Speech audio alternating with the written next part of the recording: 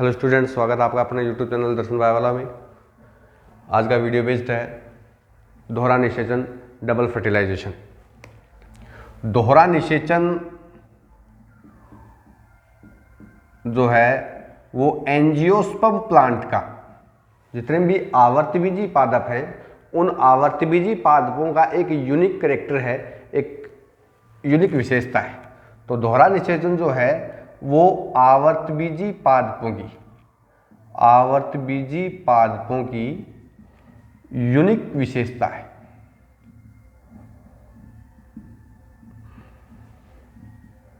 यानी unique feature है, मतलब कि ये जो दोहरा निषेचन है ये सिर्फ आवर्तबीजी पादपों में ही पाया जाता है। दोहरे निषेचन के बारे में सबसे पहले नावास्चिन नामक वैज्ञानिक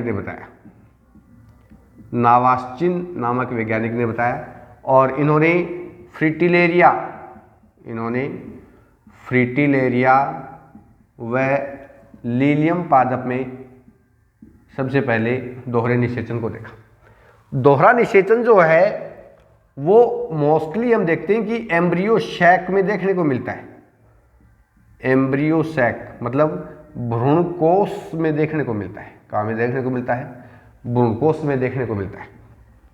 अब हम देखते हैं कि मोस्टली जो भ्रूणकोश है वो किस प्रकार का है। तो ये भ्रूणकोश है और भ्रूणकोश है कहाँ पर? बीजांड में। और बीजांड कहाँ पर है? बीजांड जो है वो है अंडाशय में। तो हम कह सकते हैं कि जैसे मान लो कि हम ये बनाएं इस प्रकार से स्ट्रक्चर, तो हम ये कहें कि भाई ये क्या था? अंडाशय था। ये क्या था? अंडाशय। और इस अंडाशय के अंदर क्या था? बीजांड। क्या था? बीजांड। और इस बीजांड के अंदर क्या है? भ्रूणकोश है। क्या है? भ्रूणकोश है। तो ये मान लो क्या है? भ्रूणकोश है। और इस भ्रूणकोश में ऊपर की तरफ ये 3 सेल्स पाई जाती है। क्या है? 3 सेल्स हैं। और ये नीचे वाले भाग की तरफ भी 3 सेल्स हैं। और बीच में ये द्वितीयक केंद्रक है। ये ऊपरी शिरा है, ये तो है निभागीय शिरा, और ये है बीजांड द्वारीय शिरा। क्या है? बीजांड द्वारीय शिरा। निभाग की तरफ की जो ये 3 कोशिकाएं हैं इनको बोलते हैं प्रतिमुखी कोशिकाएं, प्रतिमुखी सेल्स यानी एंटीपोडल सेल्स। और एंटीपोडल सेल्स का जो गुणिता स्तर वो क्या है? N। बीच में ये जो है ये द्वितीयक केंद्रक है। द्वितीयक केंद्रक है। और ये जो द्वितीयक केंद्रक है ये 2 ध्रुवीय केंद्रकों से मिलकर बना है। तो इसका गुणिता स्तर N+N = क्या हो जाएगा? 2N। बीजांड द्वारीय शिरे की तरफ की जो 3 कोशिकाएं हैं इनको बोलते हैं अंड समुच्चय। क्या बोलते हैं? अंड समुच्चय या अंड उपकरण बोलते हैं। इनका गुणिता स्तर भी क्या है? N है। लेकिन ये जो बीच वाली कोशिका है इसको तो बोलते हैं अंड कोशिका, एग सेल। और ये जो 2 कोशिकाएं हैं पार्श्व वाली ये है सहायक कोशिकाएं। ये क्या है? सहायक कोशिकाएं। ये क्या है? सहायक कोशिकाएं। इनका गुणिता स्तर भी क्या है? N। और अंड कोशिका का भी क्या है? N। ये एक एम्ब्रियो सैक का स्ट्रक्चर है। अब जब पोलन ट्यूब जो आएगी, क्या आएगी? Pollen tube. पोलन ट्यूब परागनलिका जो है वो पहले तो आएगी कहां पर? बीजांड में प्रवेश करेगी। और बीजांड में प्रवेश करने के बाद ये प्रवेश करेगी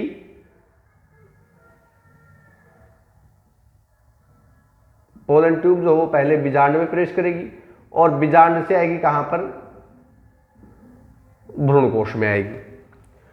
तो वास्तव में है क्या स्ट्रक्चर? जब परागण की क्रिया कंप्लीट हो जाती है और परागकण जो है वो इस वर्तिकाग्र पर आ गए हैं और अंकुरित हो गए हैं। अंकुरित होने के बाद में ये परागकण परागनलिका का निर्माण करते हैं और ये परागनलिका जो है ये अंडाशय में प्रवेश करती है, अंडाशय में फिर बीजांड है, बीजांड में प्रवेश करती है, बीजांड से फिर भ्रूणकोश में प्रवेश करती है। तो एक अगर हम बात करें कि ये एक अपने आप में अंकुरित परागकण है, ये क्या है? अंकुरित परागकण, अंकुरित परागकण। और ये अंकुरित परागकण के अंदर है क्या? तो ये अंकुरित परागकण जो है ये दो नॉन मोटाइल अचल, दो नॉन मोटाइल मेल गेमिट लेके आ रही है, और एक ये क्या लेके आ रहा है? कायिक केंद्रक लेके आ रहा है। क्या लेके आ रहा है? कायिक केंद्रक लेके आ रहा है। जब ये परागनलिका बीजांड में प्रवेश करती है, तो बीजांड में प्रवेश करेगी तो ये या तो किधर से प्रवेश करेगी? बीजांड में प्रवेश करने के इसके तीन रास्ते हो सकते हैं, या तो ये बीजांड द्वार से करेगी, या ये अध्यावरण से करेगी, या फिर ये निभाग से प्रवेश करेगी। बीजांड के तो इसके तीन रास्ते हो सकते हैं, लेकिन जब परागनलिका भ्रूणकोश में प्रवेश करती है तो हमेशा बीजांड द्वारी सिरे से ही परागनलिका का प्रवेश होता है। तो ये रहा हमारा बीजांड द्वारी शिरा। और ये जो बीजांड द्वारी सिरे में जब ये परागनलिका प्रवेश करेगी, ये मान लो क्या है? पोलन ट्यूब है। और जब ये पोलन ट्यूब बीजांड द्वारी सिरे से प्रवेश करेगी तो या तो ये किधर से प्रवेश करे? एक अंड कोशिका और एक सहायक कोशिका से के बीच से प्रवेश करे, या ये एक सहायक कोशिका और इस भ्रूणकोश की भित्ति के बीच से प्रवेश करे, या फिर ये एक सहायक कोशिका को बीच में से भेजते हुए प्रवेश करे। और जब ये पोलन ट्यूब यानी परागनलिका भ्रूणकोश के अंदर प्रवेश कर जाती है, तब इसके अंदर का जो कायिक केंद्र का ये तो हो जाता है नष्ट, और बचे क्या? दो नॉन मोटाइल मेल गेमिट। ये दो नॉन मोटाइल मेल गेमिट जो हैं ये अंड कोशिका के साथ में और द्वितीय केंद्र के साथ में क्या हो जाते हैं? संलयित हो जाते हैं, जुड़ जाते हैं।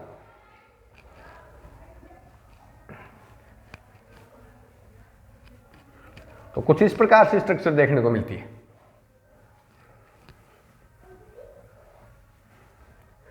तो परागनलिका जो आई वो क्या लेकर के आई? दो अचल नरयुग्मक लेकर आई। तो एक अचल नरयुग्मक जुड़ जाता है किसके साथ में? अंड कोशिका के साथ में। किसके साथ में जुड़ गया? अंड कोशिका के साथ में जुड़ गया। और इस क्रिया से जाइगोट युग्मनज का निर्माण होता है। और हमें पता है कि युग्मनज का गुणित स्तर क्या होता है? 2n होता है, क्योंकि अचल नरयुग्मक क्या था? n, और अंड कोशिका भी क्या थी? n। इस क्रिया को हम युग्मक संलयन बोलते हैं। क्या बोलते हैं? युग्मक संलयन या निषेचन। दोहरा निषेचन नहीं, ओनली फॉर निषेचन, यानी शिनगैमी या फर्टिलाइजेशन।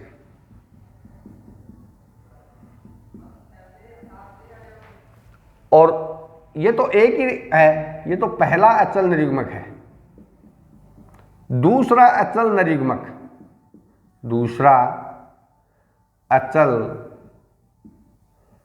नरयुग्मक किसके साथ में जुड़ेगा? ये भी n ही है, और ये जुड़ जाता है इस द्वितीय केंद्रक के साथ में।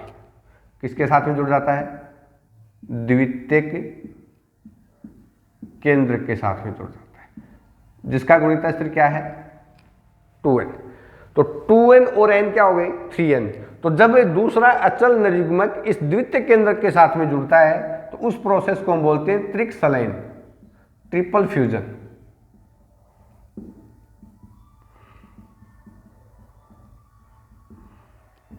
और इस त्रिक संलयन के दौरान पेन का निर्माण होता है, जिसका गुणित स्तर क्या है? 3n। पेन मतलब प्राइमरी एंडोस्पर्म न्यूक्लियस, प्राथमिक भ्रूणपोष केंद्रक का निर्माण होता है। प्राथमिक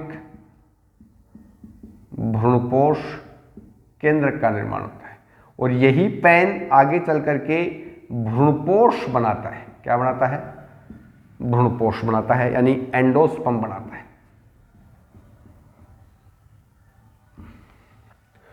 अब हमारे पास में दो प्रोसेस हुए हैं, एक तो हुआ है निषेचन यानी युग्मक संलयन और एक हुआ है त्रिक संलयन। तो हम कह सकते हैं कि युग्मक संलयन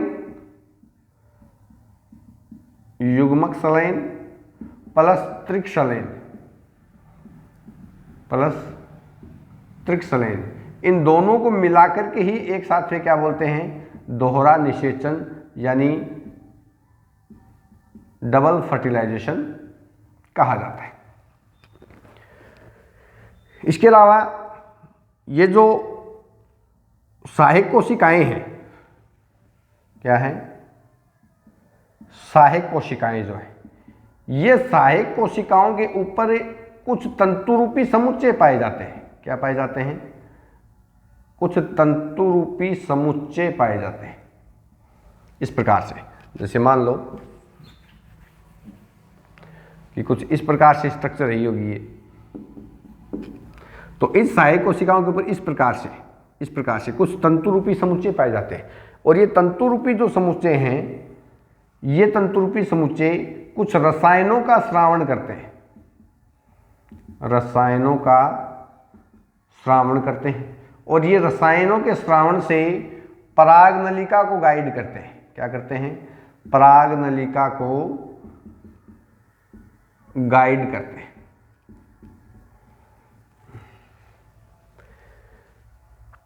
तो इस प्रकार से एक दोहरे निषेचन का प्रोसेस चलता रहता है।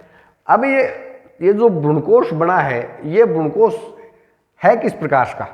तो अगर हम बात करें इस भ्रूणकोश की, तो इस भ्रूणकोश में कुल कितनी सेल्स हैं? 1 2 3 4 5 6 और एक ये पूरी सेल्स 7। इसका मतलब एक परिपक्व जो कंप्लीटली मैच्योर एंजियोस्पर्म प्लांट्स में जो एम्ब्रियो सैक बनेगा वो कितने कोशिकाओं का बनेगा? 7 कोशिकाओं का। कैसा होगा वो? 7 कोशिकीय होगा। कैसा होगा? 7 कोशिकीय होगा। और केंद्र कितने होंगे? केंद्र कितने होंगे? तो देखो 3 प्रतिमुखी कोशिकाओं के 3 केंद्रक और 3 अंड समुच्चय के केंद्रक, तो 3 और 3 6 और 2 केंद्रक यहाँ पर हैं, तो 6 और 2 8। तो एक कंप्लीटली जो हम देखते हैं एम्ब्रियो सैक, वो एम्ब्रियो सैक हमें 7 कोशिकीय और 8 केंद्रकीय दिखाई देता है।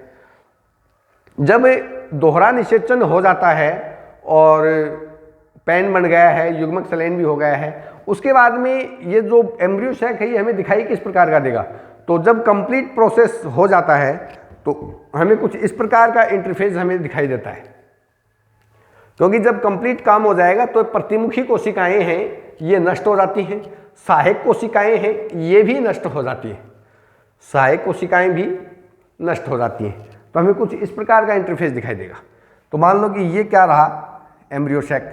तो एम्ब्रियो सैक में ये जो 3 क्या बनी? प्रतिमुखी कोशिकाएं, और ये 3 क्या थे? अनुपकरण, और ये क्या था? ध्रुवीय केंद्रक यानी द्वितीयक केंद्रक।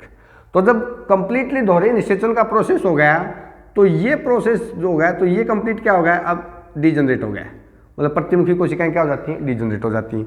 उसके बाद में ये जो सहायक कोशिकाएं ये भी क्या हो गई? नष्ट हो गई। अब ये बचे, अब अंड कोशिका से तो आगे जब कंप्लीट हो जाएगा, एक नरयुग्मक किसके साथ में जुड़ गया, तो ये क्या बनाएगा? आगे जाइगोट बनाएगा, जो कि कैसा होगा? 2n। और ये आगे चल करके क्या बनाएगा? पैन बनाएगा, यानी 3n। और ये क्या है? प्राथमिक भ्रूणकोश केंद्रक है, जो कि आगे चल करके क्या बनाएगा? भ्रूणपोष बना लेगा। और ये भ्रूणपोष जो है ये इस जाइगोट, और जाइगोट से क्या बनेगा? भ्रूण। तो इस भ्रूण को पोषण देने का काम किसका है? इस भ्रूण को पोषण देने का काम एंडोस्पर्म का है, भ्रूणपोष का है। तो इस प्रकार से कंप्लीटली दोहरे निषेचन का प्रोसेस कंप्लीट हो जाता है। आगे हम 11th और 12th के इसी प्रकार से टॉपिक लेकर के आते रहेंगे। आप चैनल को सब्सक्राइब करें, लाइक करें, शेयर करें। Thanks for watching video. Thanks a lot.